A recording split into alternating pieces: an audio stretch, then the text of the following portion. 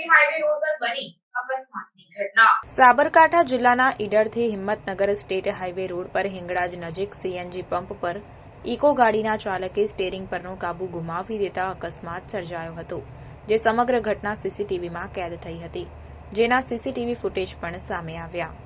આ અંગેની વિગત કંઈક એવી છે કે ઈડર હિંમતનગર હાઈવે રોડ પર દરામલી હિંગળાજ વચ્ચે આવેલા સીએનજી પેટ્રોલ પંપ પર સોમવારે સાંજના સમયે ગેસ ભરાવવા આવેલા ગાડીના ચાલકે ગાડીમાં ગેસ ભરાવી એકાએક ગાડી પૂર ઝડપે હંકારી સામે ઉભેલી એક મહિલા સહિત યુવકને અડફેટે લેતા એક મહિલા અને યુવક જમીન પર પટકાયા હતા, જેના કારણે ગેસ પંપ પર નાસભાગ મચી જવા પામી હતી। સીએનજી ભરાવવા આવેલા વાહન ચાલકો અકસ્માતની ઘટના થતાં તાત્કાલિક દોડી આવ્યા હતા અને સમગ્ર ઘટના સીસીટીવી કેમેરામાં કેદ થઈ હતી, જે સીસીટીવી સામે આવ્યા છે।